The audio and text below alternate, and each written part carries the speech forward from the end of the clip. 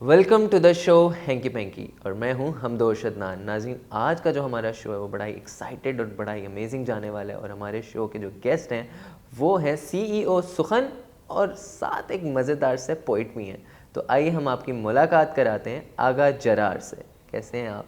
अल्हम्दुलिल्लाह, आप कैसे? मैं बिल्कुल ठीक ठाक। आप सुनाएं, ये फुल जो दाढ़ी वगैरह बाल, इसका राज क्या है? अभी तो कम हो गई है। अभी तो कम होगी, फुल शायरी वाली लुक है। इसका राज ये है कि पहले ऑयल ही लगाता था, आजकल ऑयल लगा रहा हूँ। आजकल ऑयल लगा रहे हैं। सही। तो आपने अपना करियर कब और कैसे स्टार्ट किया? जो मेरा आगाज़ होता है वो होता है 2009 में, लिखने से। अच्छा। बाकायदा मेरी प्रोफेशनल लाइफ का, साथ में पढ़ाई और साथ में लिखना। और उसके बाद जो मेरा मीडिया का सफ़र है वो शुरू होता है 2011 से। अच्छा। क्योंकि 2 साल मुझे, एक तो वो बच्चा मैट्रिक तक होता है तो उसके ऊपर पाबंदियाँ घर की तरफ से बहुत होती हैं, और उस सिलेबस के अलावा घर वाले उसे कहीं निकलने भी नहीं देते कि आप इधर जाएं उधर, वो कहीं होने भी नहीं देते। पूरे ख़ानदान, घर वालों के अलावा मोहल्लेदारों की भी नज़रें आप पे टिकी होती हैं, क्योंकि वो मैट्रिक के मोहल्ले अंदर के ख़ास तौर पर, क्योंकि वो बच्चे मोहल्ले के और जो होते हैं वो आपकी क्लास फेलोज़ होते हैं, तो वो सबकी माएँ नज़र रखे हुए होती हैं कि ये जो बच्चा है ये भी मैट्रिक कर रहा है और वो फ़लाँ भी कर रहा है, फ़लाँ भी कर रहा है, तो वो देखो वो ये करता है, तुम ये करते हो। तो उस वजह से वो घर वाले मैट्रिक में तो निकलने ही नहीं देते आपको कहीं भी। लेकिन फिर भी आप अगर थोड़े से तेज़ होते हैं तो घर वालों को चकमा दे के या मोहल्लेदारों को चकमा दे के थोड़ा सा आप कुछ कर लेते हैं, तो वो फिर भी नहीं कर पाते। तो उसके बाद लिखने का बाकायदा आगाज़ तो मेरा, लिखता था लेकिन बाकायदा आगाज़ मेरा 2009 में हुआ। और उसके बाद फिर बाकायदा मीडिया में जब मैं आया तो वो 2011 में। अच्छा, हाँ ये तो जी। बड़ा मतलब काफ़ी अरसा ही हो गया आपको हाँ, मीडिया के अंदर, ऑलमोस्ट 9 साल। हाँ 9-10 साल हो गए। 9-10 साल, तभी ये शक्ल, ये नूरानी चेहरा पहले और ये नूरानी चेहरा, पहले जो है वो बाल छोटे थे और दाढ़ी भी थोड़ी कम थी। पिछले दिनों दाढ़ी और बड़ी की हुई थी, बाल भी थोड़े बड़े किए हुए थे। तो वो घर वाले कहते हैं कि बाल भी कम करो और दाढ़ी भी कम करो, अभी नहीं, तुम्हारी उम्र ही क्या आंटी है। जी, अंकल जी ऐसे ही सूट करते हैं, यही लुक रहने दें। नहीं वो ना, मैं खुद उन्हें कहता हूँ ऐसे ठीक है, ऐसे बच्चे वो बाल कम कर दिए जाएं या फिर दाढ़ी कम, फिर बच्चा बच्चा लगता बंदा, वो कोई बात ही नहीं सुनता यार, बच्चा है। अच्छा, आपने आगा भाई काफ़ी मतलब मीडिया के अंदर काम किया, राइटिंग भी की, तो अब तक का सबसे मज़ेदार प्रोजेक्ट कौन सा था? सभी बहुत मज़े के थे, और कुछ ऐसे होते हैं जिनमें मायूसी होती है आपको। अच्छा, वो कौन और से थे? वो कुछ चैनल्स के साथ थे, अब उनके नाम नहीं लूँगा मैं। हाँ, वो ये होता था कि आप अपनी मर्ज़ी की चीज़ें जब बना रहे होते हैं और उसके बाद आपको आगे चैनल के डायरेक्टर प्रोग्रामिंग की तरफ से या फिर डीएन की तरफ से, डायरेक्टर न्यूज़ की तरफ से, अगर ये आ जाए कि ये ठीक नहीं है, इसको ठीक तरह से करें। वो चैनल, हर चैनल की अपनी पॉलिसी होती है, तो बिल्कुल उस ऐसे ही। पॉलिसी पे आपको चलना पड़ता है। तो उन पे थोड़ी मायूसी होती थी। उसके बाद तो अल्हम्दुलिल्लाह जो किया है वो अपनी मर्ज़ी से किया है। बिल्कुल तो ऐसे ही। जो मर्ज़ी से आप जो करें वो मज़े का होता है, तो वो सब मज़ेदार अल्हम्दुलिल्लाह। आप जो है सीईओ सुखन है, तो सुखन का क्या एम आप लेकर चल रहे हैं? जब मैंने लिखना शुरू किया था ना, जी। तो उस वक्त मुझे काफ़ी मुश्किलात का सामना करना पड़ता था। तो मैं उर्दू के मुतालिक अगर इंटरनेट पे कुछ तलाश करने की कोशिश करता था तो मुझे नहीं मिलती थी चीज़ें। अगर मिलती थी तो मुझे ऐसी वेबसाइट से चीज़ें वो मिलती थी जो कोई और चला रहा होता था, उसको तो मेरा बड़ा दिल दुखता था। मैं कहता था कि हमें हमारी कोई ऐसी वेबसाइट बनानी चाहिए हमें कि जिस पर मुझ जैसे कई और जवानों की रहनुमाई हो सके। तो उसके बाद फिर मीडिया इंडस्ट्री के अंदर जब आया तो फ़िल्में वगैरह या फिर ड्रामे वगैरह जब देखते थे तो फिर और दिल दुखता था कि हमारा तो ये ऐसी तहज़ीब नहीं है, हमारा तो, हमारी तो ऐसी सकाफ़त नहीं है, बिल्कुल। तो इसको बेहतर किस तरह से किया जा सके। तो उस वजह से फिर मैंने सोचा कि मैं एक तो अपनी ज़ुबान, और चूँकि मैं पंजाबी हूँ, पंजाब का रहने वाला हूँ और एक ज़मींदार घराने से मेरा ताल्लुक़ है और पंजाबी हूँ, तो मुझे अपनी जो माँ बोली जिसे कहते हैं मादरी ज़ुबान, उससे बड़ी मोहब्बत है। और फिर हमारी जो कौमी ज़ुबान है उससे तो हर पाकिस्तानी को मोहब्बत है। तो मैं ये सोचता था कि मुझ जैसे और कई जवान ऐसे होंगे जो जिनके अंदर ये तड़प होगी अपनी सकाफ़त के लिए और अपनी ज़ुबान के लिए और इन सब चीज़ों के लिए। काम है आप हाँ, तो क्यों ना इन सबको इकट्ठा किया जाए और एक ऐसी चीज़ बनाई जाए जहाँ से सब इस्तिफ़ादा कर सकें। तो फिर वो सुखन जो हमने उसकी बुनियाद रखी और उसके ऊपर काम करना शुरू किया, जिसके अंदर हम लोग अपनी सकाफ़त, अपनी इलाकाई ज़ुबानें और अपनी कौमी ज़ुबान के ऊपर काम कर रहे हैं, ताकि हमारी जो नई आने वाली नस्ल है वो इससे इस्तिफ़ादा कर सके, ये इस ऑर्गेनाइजेशन सुखन से। और हमारी जो मौजूदा नस्ल है उनको कुछ सीखने को मिल सके, हम अपनी रवायात को बरकरार रख सकें, हम अपनी सकाफ़त को बरकरार रख सकें। तो ये हमारा बहुत खूबसूरत बात किया। और ये तो ऐसा काम है जो ऑलमोस्ट नॉन एग्जिस्टिंग में ही आ रहा है। उर्दू के ऊपर लोग काम नहीं कर रहे, अपनी लैंग्वेज को भूल गए, अपनी सकाफ़त को भूल चुके हैं हम लोग। और इसके अलावा जो है हम आजकल ज़्यादा वेस्टर्न कल्चर को अडॉप्ट कर रहे हैं, यानी जीन्स वगैरह बहुत ज़्यादा आम है हम लोग पहन रहे हैं, लेकिन शलवार कमीज़ जैसे लिबास को हमने भुला दिया। तो अपनी सकाफ़त के लिए काम करना, ये it's very a big initiative. हमारे एक उस्ताद थे, वो हमसे ये कहते थे कि तुम लोग बड़े नालायक हो, बड़े नाअहल हो।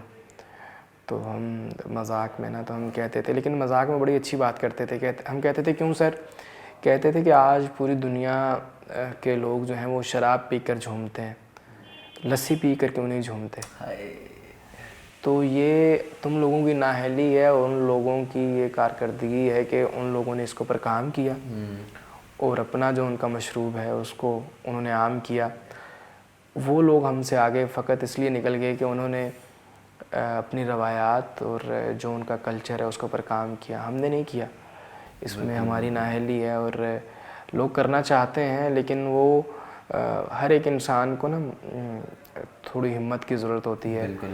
तो वो जब इकट्ठे एक साथ होते हैं तो वो 1 और 1 11 हो जाते हैं, वो फिर मिलके कहते हैं कि अब हम कर पाएंगे। बिल्कुल ऐसा ही। तो अभी वही है कि अल्हम्दुलिल्लाह पूरे पाकिस्तान के हर शहर से, फिर हर तालीमी इदारे से हमसे लोग वाबस्ता हैं और हम इसके ऊपर इंशाल्लाह काम कर। अच्छा आगा भाई, ऐसा है कि आपने काफ़ी काम किया, तो अब तक जो है बिगेस्ट सेलिब्रिटी जिनसे आप मिलना चाहते थे या मिलना चाहते होंगे, उनमें से किसी के साथ आपको काम करने का मौका मिला?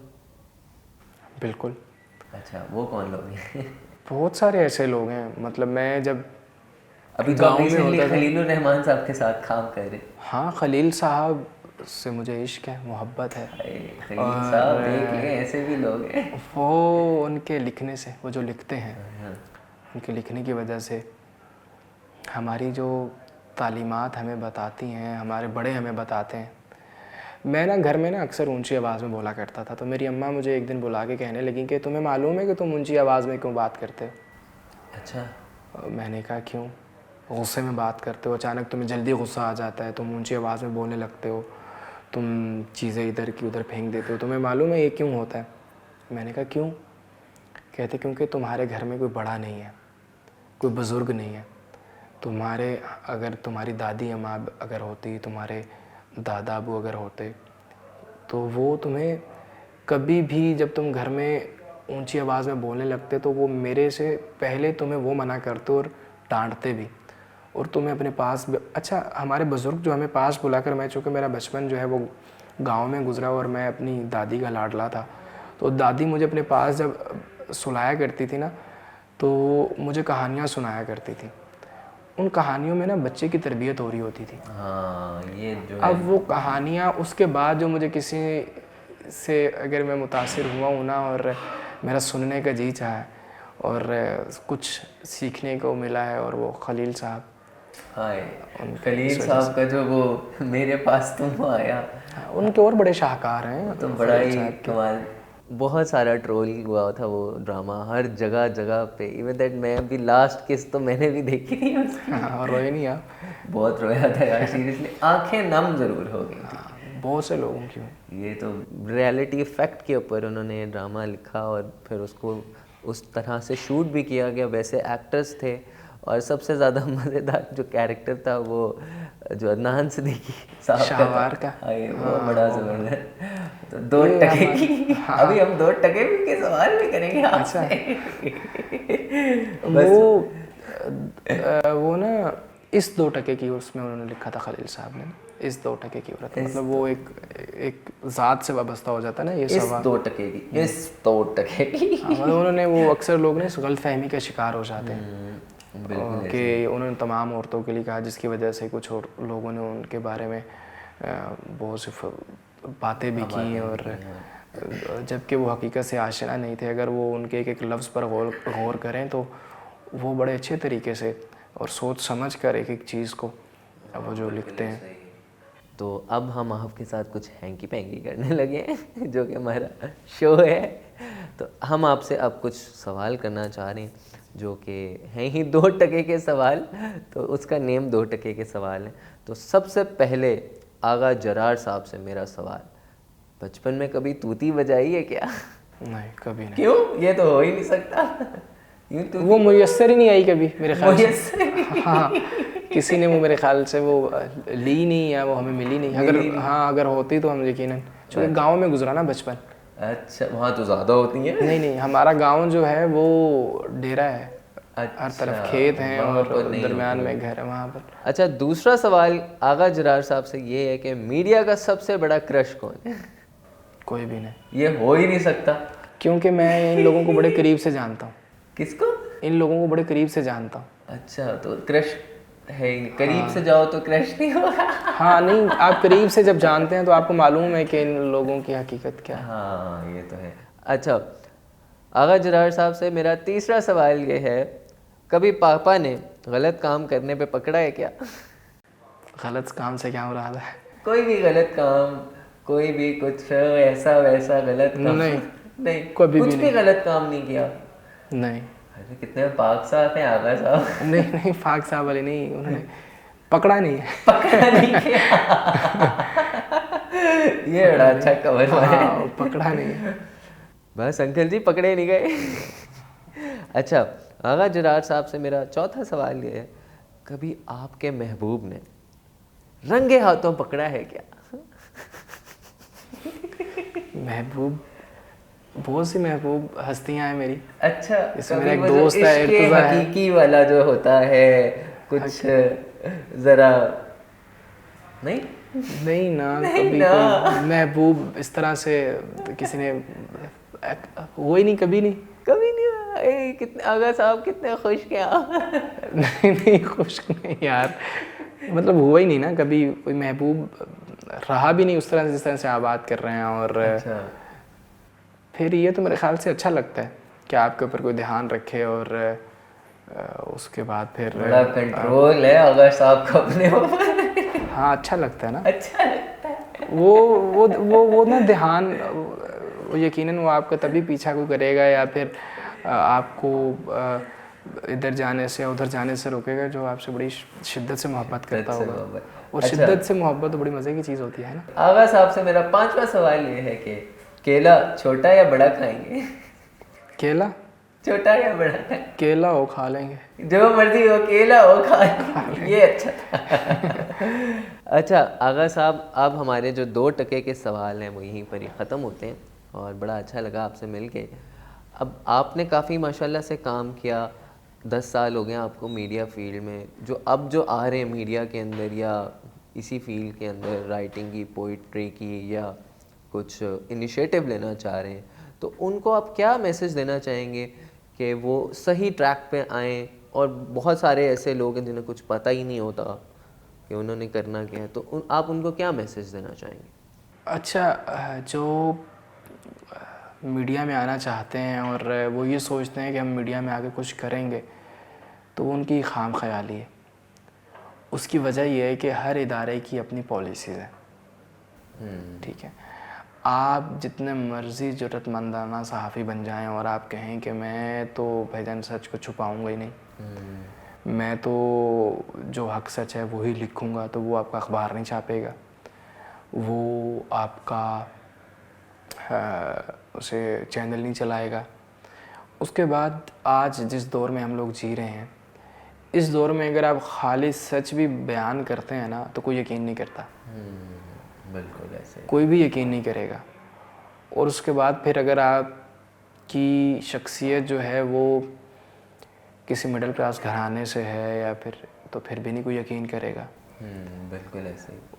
और चूँकि आपको एक मेहनत करना पड़ेगी कई वर्ष, उसके बाद फिर जाके के लोग आपकी, जब मुसलसल आप बोलते रहते हैं ना, मुसलसल बोलते रहते हैं और एक तरीके के साथ बोलते हैं, उसके बाद फिर लोग बोलते हैं। मुसलसल बोलने के बाद ना, मुसलसल बोलने के बाद वो कहते हैं अच्छा सुन तो लो कह क्या रहा है। हाँ, फिर लोग उस पर तवज्जो देना शुरू करते हैं, कान धरना शुरू करते हैं। बिल्कुल। तो शुरू में आपको बहुत सी मुश्किलात का सामना करना पड़ता है।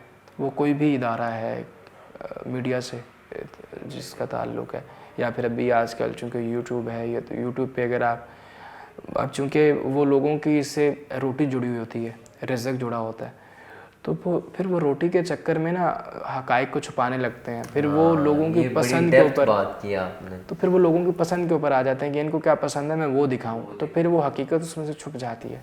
हाँ ये है। तो मतलब पैरेलल लेकर चलना चाहिए हर चीज़ को। नहीं पैरेलल नहीं लेकर चलना है, वो फिर मुनाफिकत हो जाएगी ना। हाँ, ये मीडिया के अंदर तो ये चीज़ हाँ नहीं, अगर आपको करना है तो या फिर आप ये कह लें कि मुझे बतौर इनकम ये पेशा शुरू करना चाहिए, या फिर अगर आप ये कहें कि मुझे इस्लाही पहलुओं पर काम करना चाहिए, तो उसके ऊपर फिर आप वो ये ना सोचें कि आपको इससे पैसे आएंगे या आपको इससे कुछ ज़ाती तशहीर मिलेगी। नहीं, आपको फिर वही काम करना है जो आपका दिल कह रहा है, जिसकी आपका दिल गवाही दे रहा है कि ये हक़ है और ये सच है, मुझे यही बयान करना है। बिल्कुल ऐसा ही। बहुत बहुत शुक्रिया, आपने हमें टाइम दिया और हमारे हैंकी वैंकी के क्वेश्चंस झेले, बहुत अच्छी बातें की, बहुत अच्छा आपने जो है यूथ को मोटिवेट किया। आपकी माशाल्लाह से बहुत अच्छे आपके ख्याल हैं, विजन है, और वो आपने शेयर किया अपनी लाइफ स्टोरी से रिलेटेड। आपका बहुत बहुत शुक्रिया आने का। और आगाज़ जरार साहब, आपसे गुजारिश है कि आप जो है हमारे शो पे नेक्स्ट टाइम पे, मैंने पहली बार किसी को बोला कि आपने हमारे शो में नेक्स्ट टाइम भी आना। फिर आप तो दोस्त हैं मेरे, और आप जब हुक्म करें दोस्तों की बात टाली थोड़ी जाती है। Thank you so much. उनके लिए तो हर लम्हा इंसान मुयस्सर होता है। Thank you so much. तो ये थे जनाब आगाज़ जरार साहब, और आप जो है हमारा शो देखते रहिएगा। हैंकी पैंकी को लाइक, शेयर और बागी टीवी को सब्सक्राइब करना ना भूलिएगा। Thank you so much.